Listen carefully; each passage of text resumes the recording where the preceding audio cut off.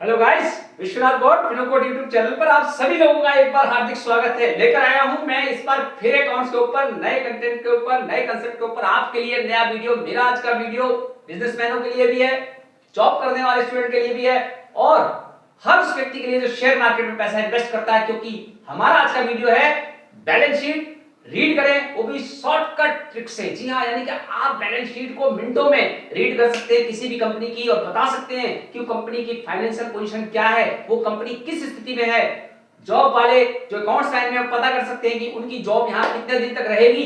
इसके अलावा कंपनी के मालिक अपनी कंपनी की एक्चुअल स्थिति बैलेंस शीट पढ़ के ही पता लगा लेते हैं कि उनकी कंपनी ग्रोथ में है या डाउन में है।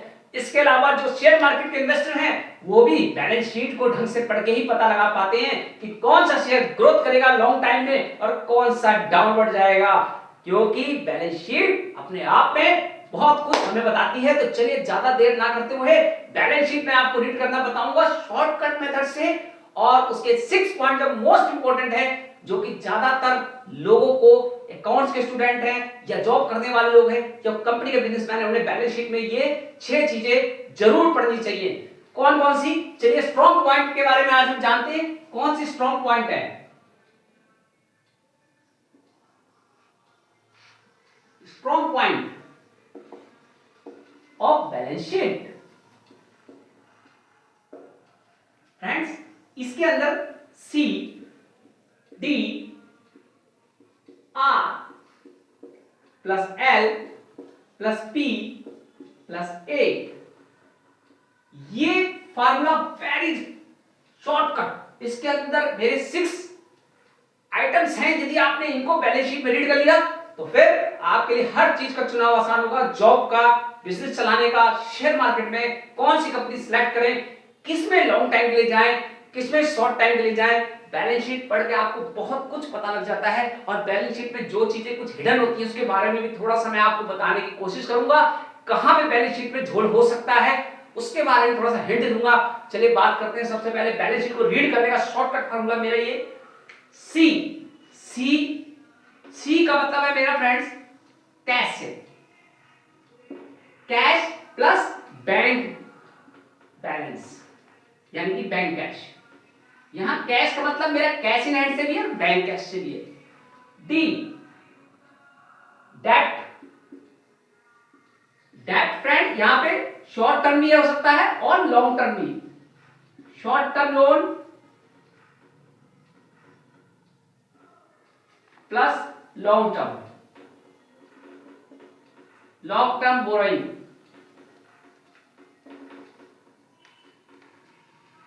Are reserve and surplus,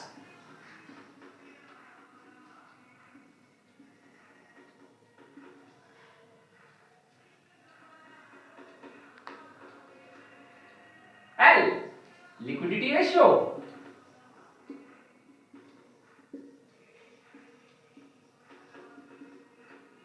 T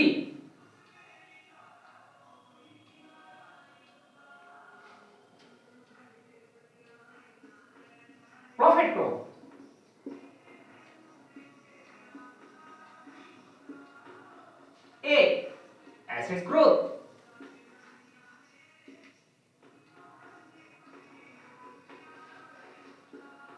friends, अगर हम इन पॉइंटों को नोट कर लेते हैं C D R L P A, यदि मैं इस 6 पॉइंट को नोट कर लूं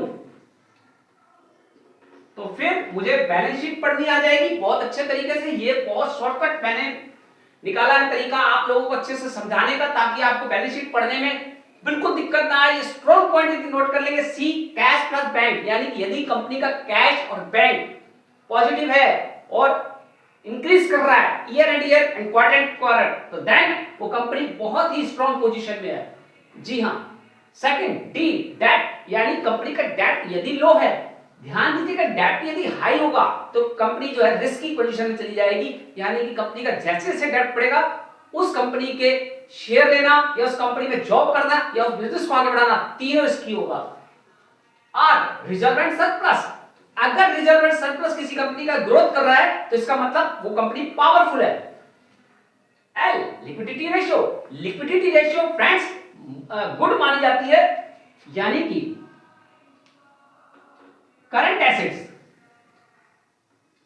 current assets divided current liability. यदि इनका रेशियो 2:1 में है, यानी कि अगर 2:1 में है तो दैट इज बेटर कंडीशन है उस कंपनी की स्थिति, यदि उसका लिक्विडिटी रेशियो 2:1 में आता है। यदि लिक्विडिटी रेशियो 1.5 है तो गुड, और 2:1 में है तो इसका मतलब कंपनी गुड कंडीशन में है। और यदि लिक्विडिटी रेशियो 1.5 से भी कम है तो फिर वो कंपनी रिस्क की पोजीशन में है। तो लिक्विडिटी रेशियो महत्वपूर्ण इंपॉर्टेंट होता है current asset divided current liability. P, profit growth. Company की प्रॉफिट नोट करते रहना चाहिए हमें जब भी हम किसी शेयर में इन्वेस्ट करने जाए या कंपनी में जॉब करें, यानी कि इसकी profit and growth year and year and quarter हमें हर साल देखते रहने चाहिए, हर महीने की उसकी ग्रोथ को देखना चाहिए। महीने अगर मैं गलत कहूं तो क्वार्टर तो हमें रीड ही करना चाहिए, तभी हमें पता लगता है कि कंपनी किस पोजीशन में है। और अगर मुझे ईयर का देखना हो फ्रेंड्स, शेयर मार्केट में अगर इन्वेस्ट करने जा रहे हैं तो कम से कम किसी कंपनी की 3 साल की, मिनिमम 3 इयर्स से लेकर 5 साल की बैलेंस शीट तो रीड करनी ही चाहिए। P, profit growth. इसके बाद ए, एसेट ग्रोथ। यहां एसेट से मतलब मेरा फ्रेंड्स फिक्स एसेट से है।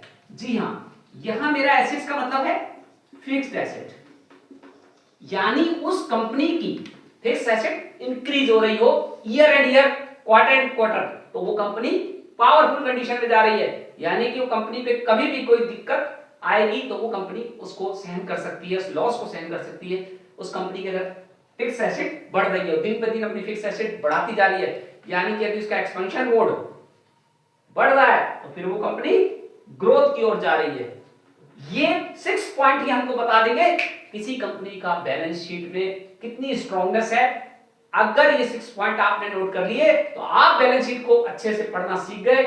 अब मैं आपको इसके अंदर एक छोटा सा वीक पॉइंट बताता हूं कि बैलेंस शीट में जो इसमें मैंने नहीं बताया है, किस कारण से हमारे बहुत से इन्वेस्टर जो बैलेंस शीट पढ़ते हैं, इंटरनेट पे जाते हैं या बैलेंस शीट उठाते हैं किसी कंपनी की, तो उसके अंदर क्या चीजें होती हैं जो कई बार गलत शो कर दी जाती हैं और उसको आप इन्वेस्टर आम लोग नहीं पकड़ पाते।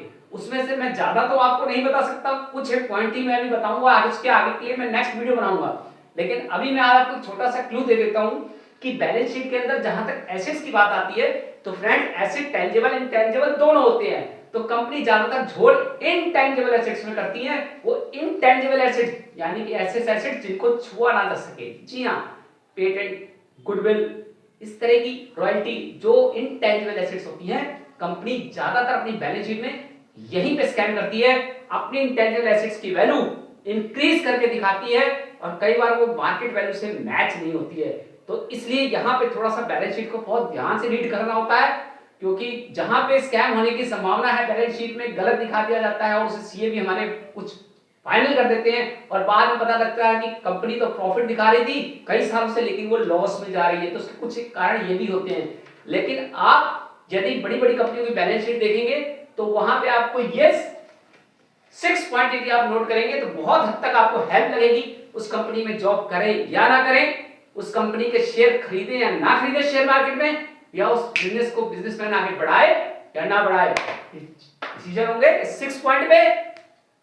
कैश प्लस बैंक हाई होना चाहिए, डी डेट उसका लो होना चाहिए, चाहे शॉर्ट टर्म हो चाहे लॉन्ग टर्म हो, R reserve and surplus growth होनी चाहिए, एल लिक्विडिटी रेशियो मिनिमम 2:1 होना चाहिए, मैक्सिमम इससे और बेटर होगा, टी प्रॉफिट ग्रोथ होना चाहिए year and year and quarter, A asset growth होनी चाहिए, फिक्स एसेट उसकी बढ़नी चाहिए year and year and quarter.